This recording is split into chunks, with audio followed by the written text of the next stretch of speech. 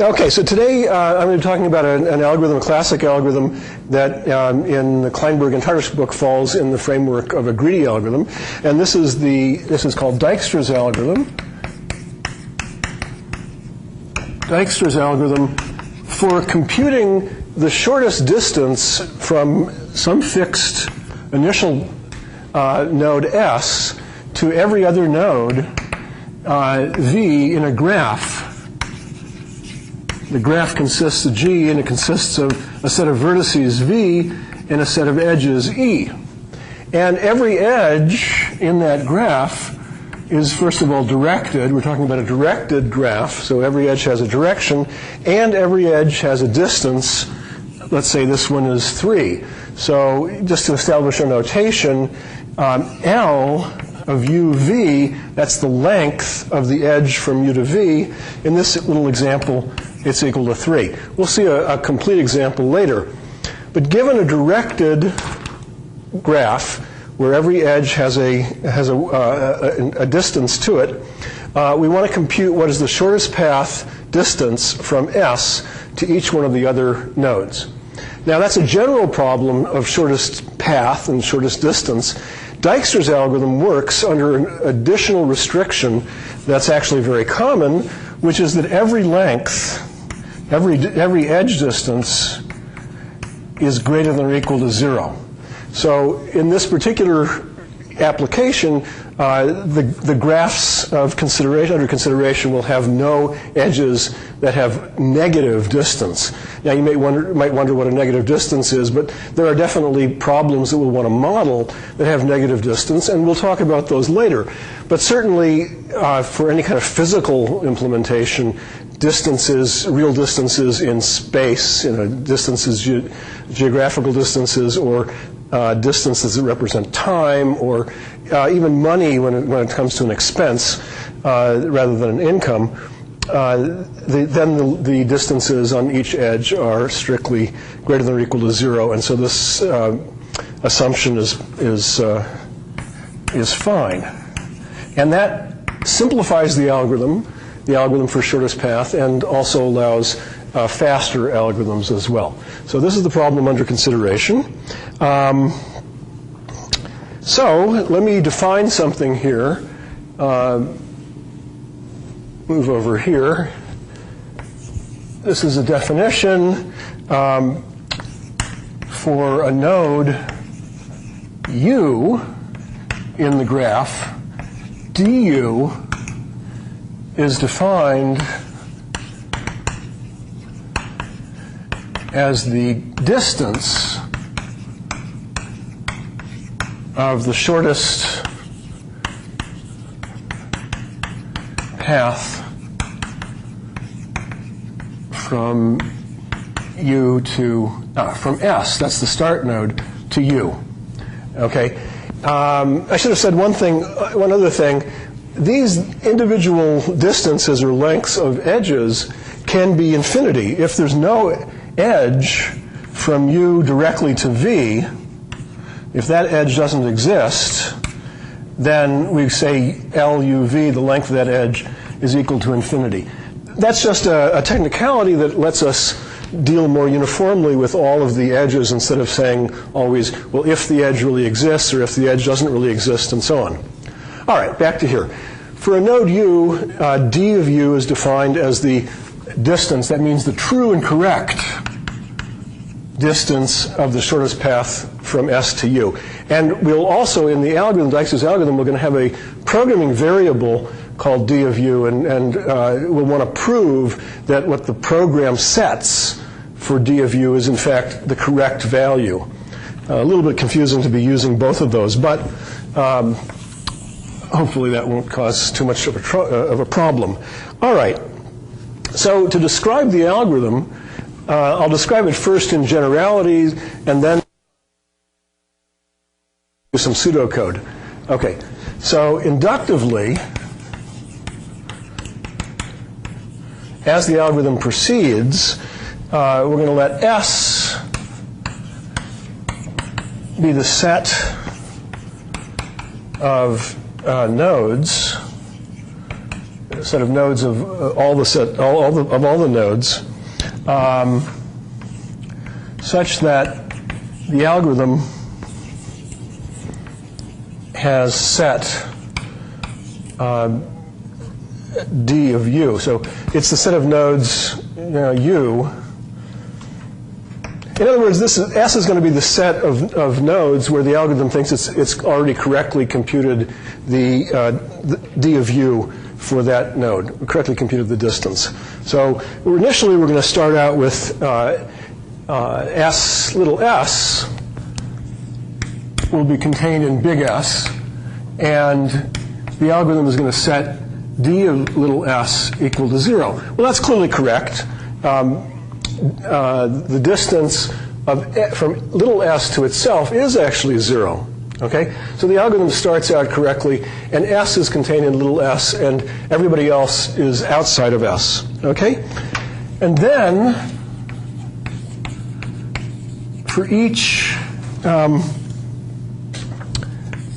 node V that's in capital V minus S, okay, the algorithm determines what? It determines the shortest path distance, or the shortest distance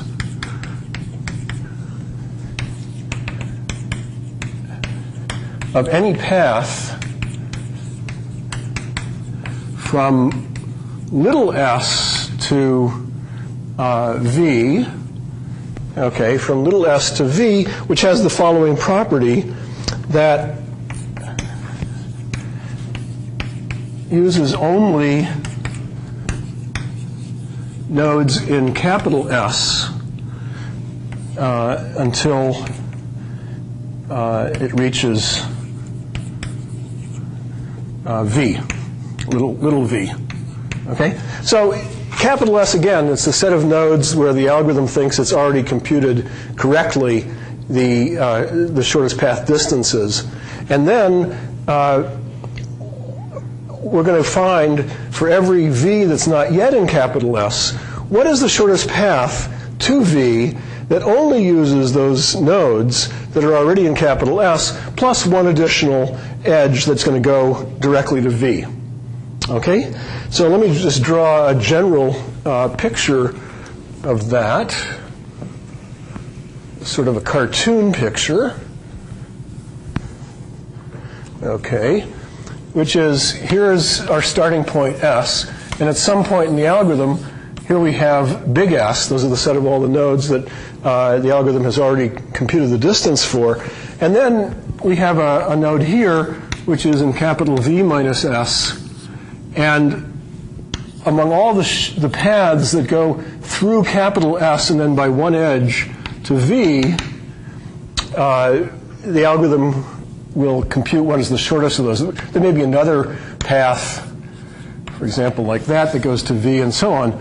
But the algorithm is going to set d prime of V equal to the minimum over U contained in S of d of U plus the length of the edge UV.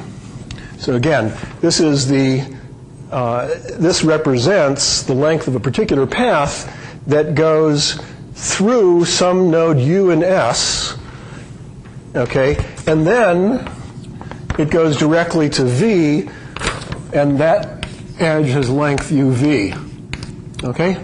So this is then the path length of this particular path is du plus the length of the edge UV.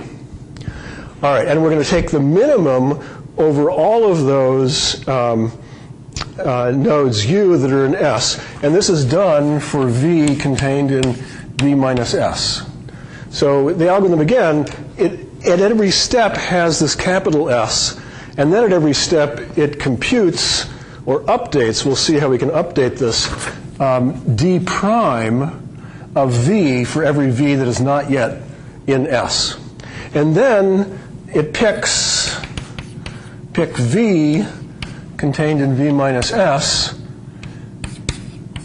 to be the node of smallest d prime v value. Okay? And when it does that, what it does is now it's going to put that v that it's just selected into capital S. So this is how capital S grows. So in this picture, what would happen is that capital S would expand. If this is the v that has the minimum d prime v value over all the nodes that are not in S, then put v into capital S, and so capital S expands out here to now contain this node little v. And additionally, in order to reconstruct the actual path, this algorithm right now is just computing numbers, but in order to reconstruct the actual shortest path from S to each of the other nodes, what we're going to do is keep this set E tilde. It's a set of edges, okay, and it's going to be augmented E tilde together, so all the edges that it has so far, together with the edge VU, where V and U are the nodes that are picked here. Now, that's a directed edge that goes from V to U, so it's backwards that way. And we'll see later why we wanted to direct that edge backwards. It'll help a lot in reconstructing the shortest path. So this is kind of a pointer which is remembering that the shortest path to V ended with an edge from U to V, but we're going to remember that backwards from V to U. You'll see in a minute why that's necessary. Okay, so let me get another. All right. Let me actually try to. This got a little bit spread out here, the whole algorithm, and I think I have time to consolidate a little bit and write it down in a little more formally, so it's a little bit cleaner. Okay. So here it's in some sense just a repeat, but putting it all in one board. So S is initially just little s, and d of s is 0. That's how we start out. And then we say while s is not equal to the entire set V, and we're going to have E tilde as the empty set.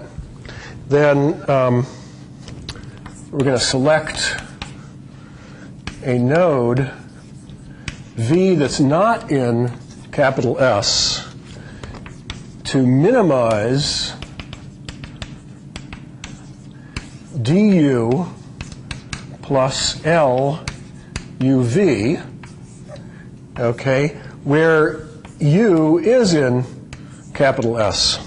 And remember that if there is no edge from u to v, then this is set to infinity. So those edges are not really going to be part of the consideration. Those pairs of nodes where there is no edge from u to v, it won't be part of the consideration. But formally what happens is because this value is infinity, this just never gets included in this minimization, or it never gets chosen. Okay, so that's you select V, and then you add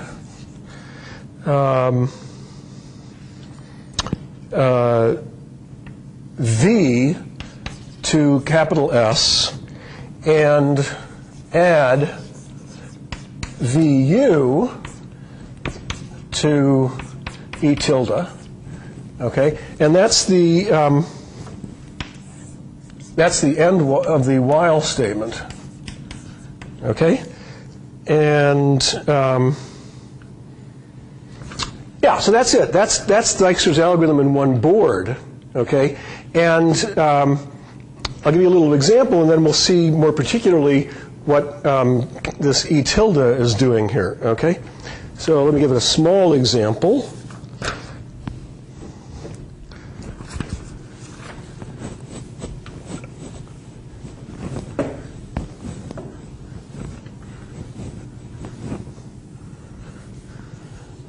Okay. So let's have this graph. There's little s there, and then an edge to a node A and an edge to a node B, edge to a node C. It goes directly there. One to E, one to F. Okay, and D. Here, here, here, here, here, here. Okay, and oh, one more there. Did I miss any? Well, how would you know? I mean, I have the one. I have the example. 1, 4, 2, 3, 3, 2, 1, 3, 1, 8, 1. And this little example is similar. It's almost identical to one that's in the book, in the Kleinberg-Tardish book. But I've modified it a little bit for purposes of illustrating some things. And let's say that we're at a point in the algorithm where what's in S is little s, A, and B. So capital S at this point consists of little s, A, and B. Okay? So like that. That's what's in capital S at the moment. Make this little s littler, all right? So there's no confusion. Yeah, there's a Superman S right there. Okay, now let's look at what the d prime values are at this point. Well, first of all, the d values, d of s is 0, and d of A is equal to 1, and d of B is equal to 2. So implicitly, I'm assuming here that the algorithm, in fact, does correctly set its programming variable to the actual shortest path distance. And in a minute, we'll give a formal proof of correctness of the algorithm where that will be an explicit assumption. But in looking at this example, let's also assume that the algorithm has correctly computed d of A equal to 1 and d of B equal to 2. Obviously, it correctly computes d of S equals 0. That's not in doubt. All right. But then, what are the d prime values? So these are the ones in S, and d prime of little d, let's look at that. So since d prime of, well, the only way that we can get to little d through a node that's in capital S right now is through A, and d of A is 1, and then with this additional edge, d prime of d is equal to 4, and d prime of C, well, to get to C, we could get there either directly from little s, because that's in capital S, that would be a 4, or we get there through A, that would be a 2, or we could get there through B, and that would be a 5. But the important thing to note here, when I say, okay, this could be a 5, I'm not looking at the whole path. I'm just using this formula here, this what's written here, to say, well, the distance to B, right, that we already have computed is 2, and then we add the 3, that makes it 5. I'm not looking at the whole path, even though in this case it's so simple that it's not much different than looking at the whole path. But to get the idea right, to get the algorithm right in general, we want to think of what I'm computing here is the known distance, d of B, plus then that additional distance along that edge, not the distance along the whole path, even though it happens to be that. I'm not looking at that whole path. All right, I think I've beaten that to death. So this is the min of 2, 4, and 5, which is equal to 2. Okay, let me write this equal to 2. And then d prime of E equals 6, right? E is 6. Oh, it's actually 5. Okay, because to get to here, we have, the only way of doing that is 2. It was d of B plus 3, which is 5. Okay. 5.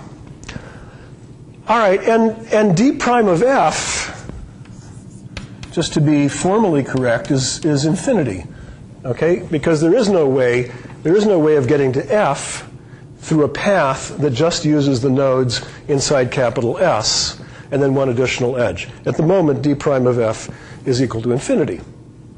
All right, so working the algorithm, what's the next step of the algorithm? The next step is that it looks through the d prime values and finds what the minimum is. So we have a 4, a 2, and a 5, and obviously the 2 is the minimum. So V in the algorithm is in this case C, okay? And so then what the algorithm does, it puts C into capital S. So capital S expands like this. A bit messy, but capital S expands to be there. All right, A, B, and C, like that. And D of C is now set to be equal to what this value is. So D of C is now set to be equal to 2. And we can remove this because C is no longer in S. Oh, did somebody leave their phone on? Okay, hold on a second.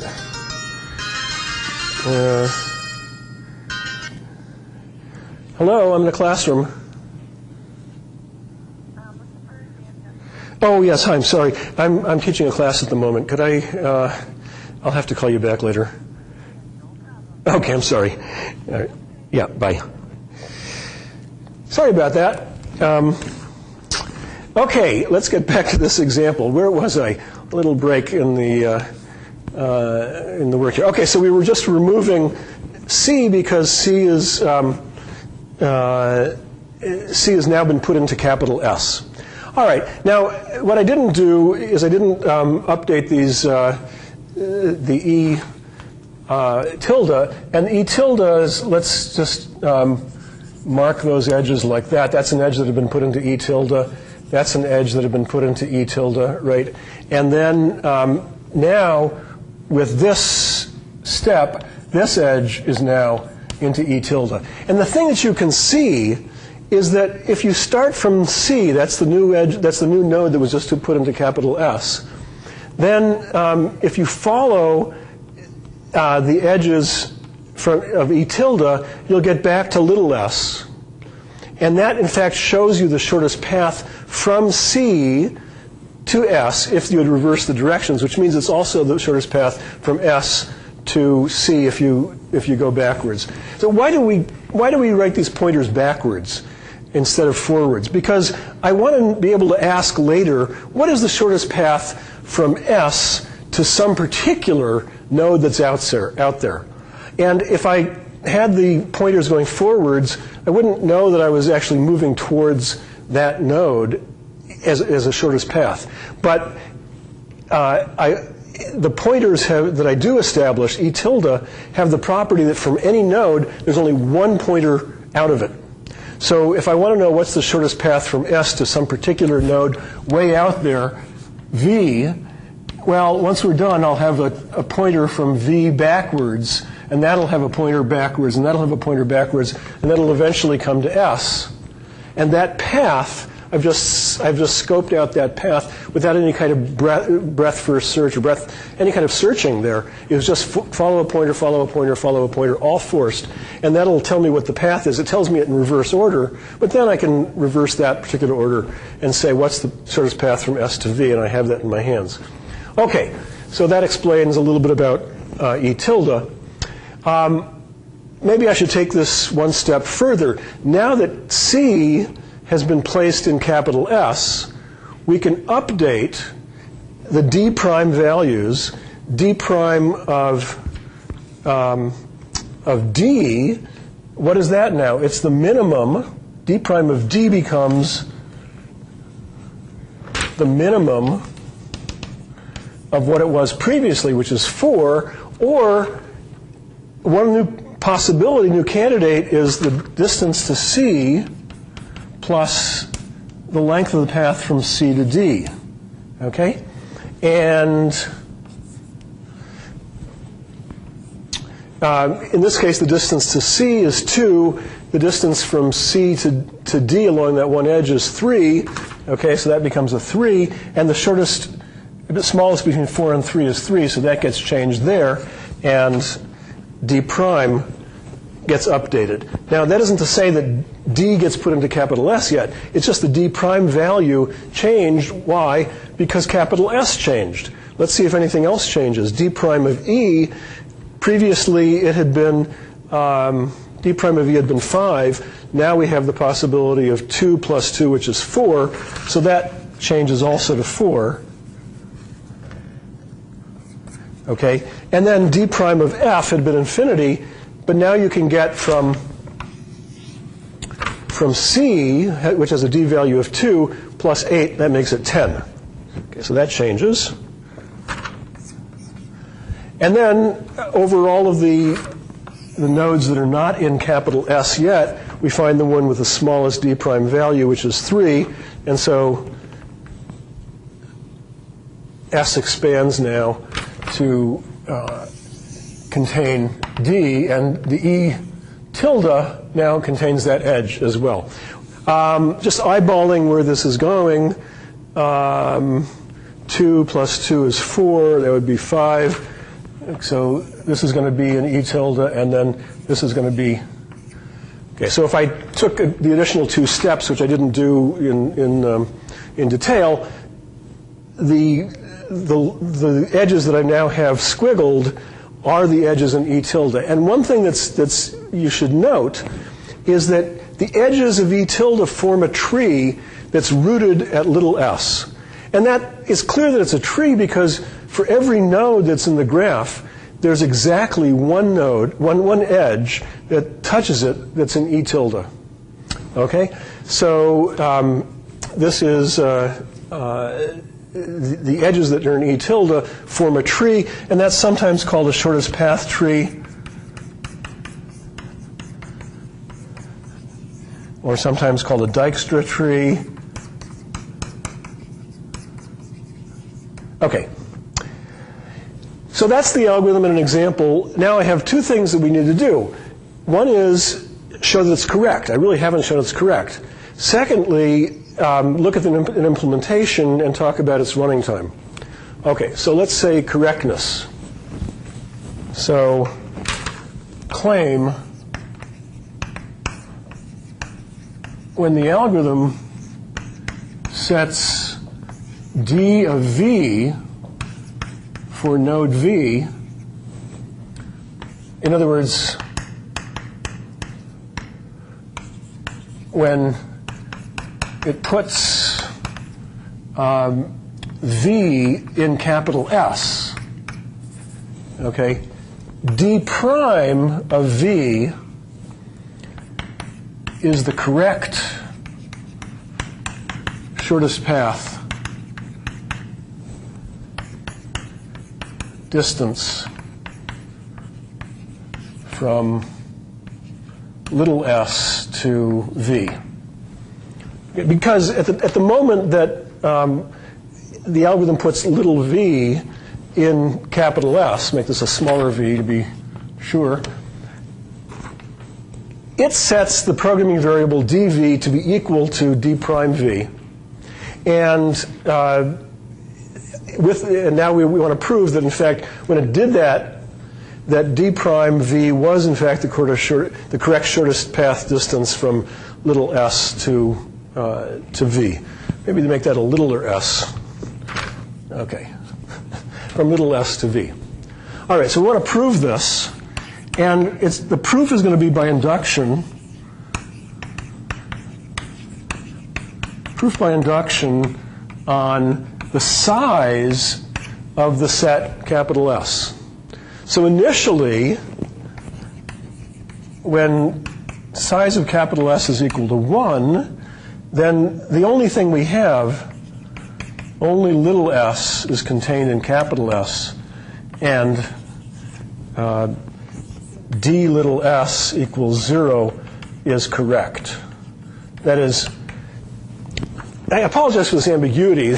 D of S is both a programming variable and it's defined to be the actual correct shortest distance. And now we're trying to prove that when you think of this as a programming variable, its value is in fact equal to the correct shortest distance. Well, here, when you interpret this as the programming variable, the algorithm sets D of S to 0. And when you interpret this as the correct distance from S to itself, it's 0. And the two are the same. So the basis is certainly true. Or the algorithm certainly has done the right thing for little s. OK? So now we'll assume that it's done the correct thing when capital S is of size k. All right? So assume the algorithm is correct up to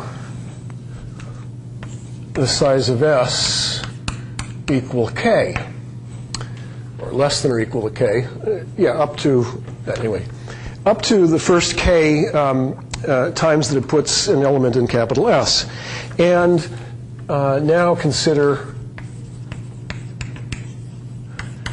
the k plus first entry into capital S. Okay. All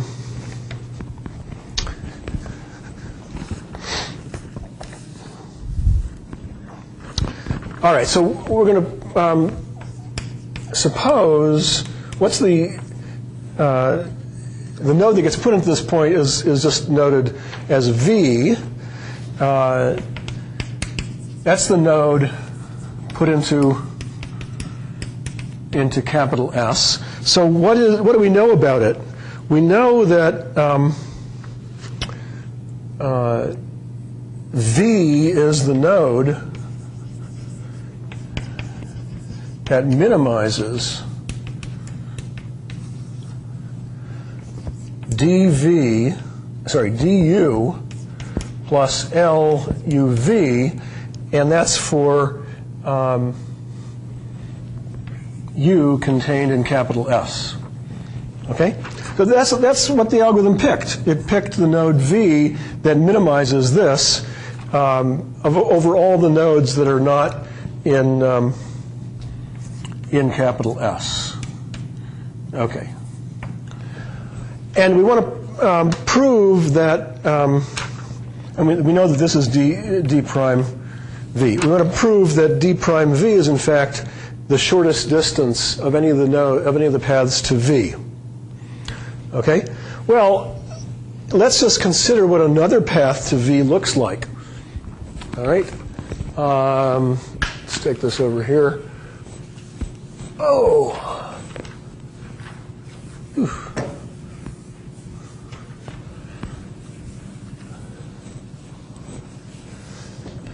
All right. So our situation at the moment is this is capital S. Here's V, which the algorithm has decided to take into capital S. And here's the node U. That's the last node on the path that the algorithm is looking at. The last node in capital S that goes to V on that path. Now let's look at some other path that's different than this. Okay, it initially has some nodes in capital S because it starts at a node that's in capital S, and ultimately it goes to a node that's not in capital S. So there has to be some first node, call it Y, which is not in capital S. So this is a path P. So let P be any path from little s to V, and let Y be the first node on P not in capital S, and let X be the node before Y on P. Okay, so this is x right here. This is x, this is y, and this is an alternative path, and so from y it goes by some path to v. Okay, so we're essentially trying to prove that this is the shortest path to v. V is the node that the algorithm picked, and so we know something about d prime v. And we're also trying to prove that d prime v is the correct distance to this node. And here is some alternative path, okay? And that alternative path has to start at little s, and so it initially uses some nodes that are in capital S, but then it has some last node that is in capital S, and then a first node that's not in capital S. All right, so now consider the algorithm at the moment when it picked v to be in capital S. Well, y was a contender. Y was a node that's not in capital S. Okay, y is not in capital S. So it could have possibly been picked to be the next node to be in capital S. It was a candidate. It was considered in comparison to v.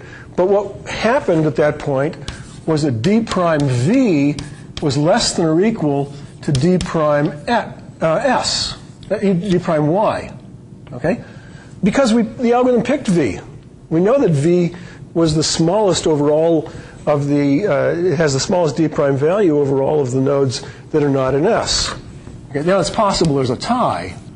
Okay, that's why I allow the possibility of equality here. But you certainly couldn't have the other direction. All right, well that's the path length from S through x, which we assumed inductively this distance is correct. Okay, this is the true shortest path length to x. Oh, yes.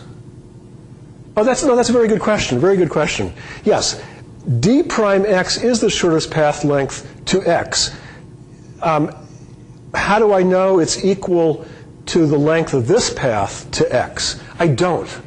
A very good question. But what I do know is that this path length here cannot be any less than dx, because that would violate the definition of dx.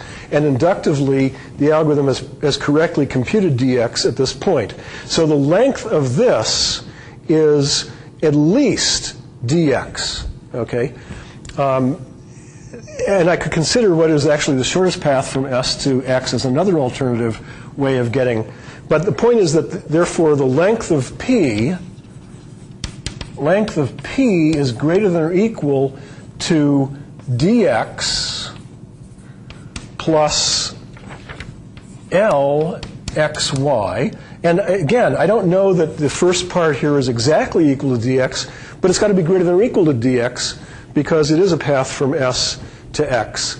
Okay? So length of p is greater than or equal to dx plus lxy plus whatever the length of this piece is. Okay? So I'll call that maybe p prime, and this is the length of p prime, lp prime. Okay, so let me just, okay, let p blah, blah, blah. Hopefully everybody remembers what p is. So what do we have here? This dx plus lxy, that's d prime of y. Okay, that's defined as d prime of y. And what is lp prime? What do we know about lp prime?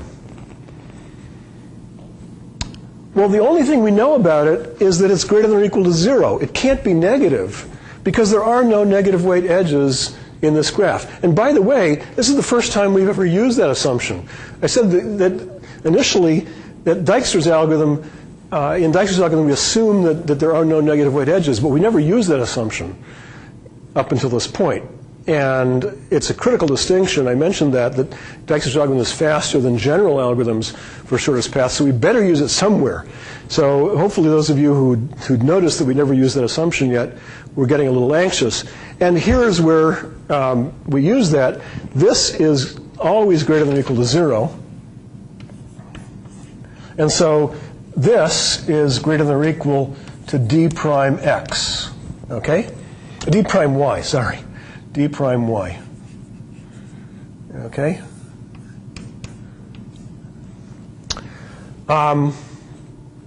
So we knew by algorithm d prime v is less than or equal to d prime y, and now we've made this argument that says that the length of the path, p, this alternative path from s to v, alternative path that we're calling p, we have d prime v is less than or equal to d prime y is less than or equal to the length of that path, and therefore d prime v is less than or equal to the length of that path, which means that this particular path, which has a length of d prime v, is in fact shorter than any alternative path from s to v, and therefore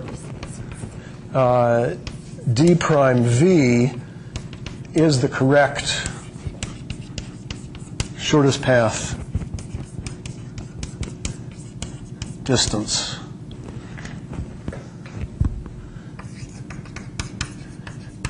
from little s to v, which means Dijkstra's algorithm is correct. Again, the assumption that there are no negative weight edges was critical here at this point in the proof. And if, in fact, there were negative weight edges, this point in the proof would break down because this part, L of p prime, could have been negative, which would then not have allowed these implications to go through. You can also, by simple example, cook up a graph where it has negative weight edges, and in fact, Dijkstra's algorithm fails to find the shortest path distances. Okay, so we've got correctness now. What's the running time? Well, okay, let's think again about what the algorithm is doing at each step. Whenever a node is placed into capital S, the d prime values of all the remaining nodes, the nodes that are not in capital S, have to be updated. Okay, so in fact, we've got this here. We say when a node, let's call it U, is placed in capital S, then we have to do an updating. For every V that's not yet in capital S, we set d prime V equal to the min of whatever it was. Okay, so maybe it won't change, or it'll be d of U plus L uv. We're using the possibility that because we just put U into capital S, now there's a new way of getting to little v through the nodes in S, namely we'll use the node U as the last node in capital S before we get to V. So we have to make this comparison to see if d prime V is going to be updated. Now think of this updating over the entire algorithm. How many times do you update the edge, or how many times does d prime V get updated? I don't mean it gets changed necessarily, but we have to look to see if it gets changed. Gets updated due to a node U going into S.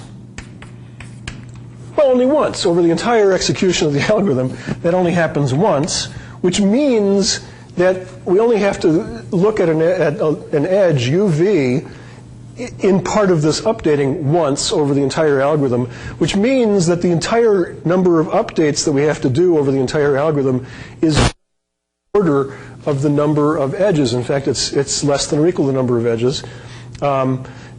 So over all of this, so over all the algorithm, these updates cost something's proportional to the number of edges in the entire graph. Okay? That's that update. Now, we also have to pick, at every step, we have to pick the node V, and remember this little thing here is equal to d prime V, we have to pick the node V that has the minimum d prime V. We were just talking about updating d prime values. How do we pick the node that has the minimum of all the d prime values? Okay. Well, of course, we could just scan through all of those nodes, all of the nodes that are not in capital S, and look at what their current d prime value is. But that's less efficient, and I'll let you figure out what that time would be if you did it explicitly like that, looking through all of the nodes. But that's less efficient than keeping a priority queue. A priority queue like a min heap. So I'm assuming you know this, or you can look it up. Maybe you've learned this in a previous data structures class. So a min heap allows you to put in values, and allows you to extract out the minimum of a value, and allows you to update values, each of those in log n time, where n is the size of the heap. Okay, updates extract min and insert values. Each of those can be done in log n time. And so what we're doing when we want to find the node V that has minimum d prime V, that's picking out the min. When we're putting in a value, a new entry that has a, well, we could start out with all the d prime values equal to infinity, in which case there really is no insert. But when we update a d prime value, because of what we did over there, then the updating could be done in log n time. Now, the point is, what is n here? N is just equal to the order of the size, the number of nodes, because we're going to keep in the heap one value for each one of the nodes, at most. And then it decreases as the size of S gets bigger. What's in the heap gets smaller. If we started out with all the nodes in the heap equal to the infinity. And so each of these operations takes log n time. So Dijkstra's algorithm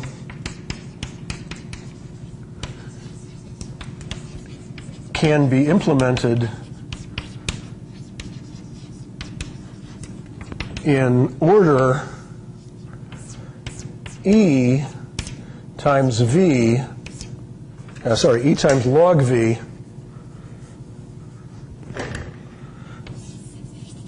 log V time.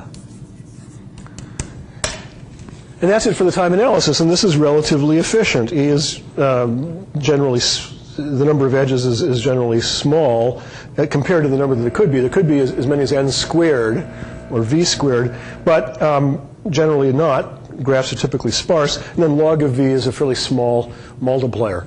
Okay, so a fairly efficient algorithm.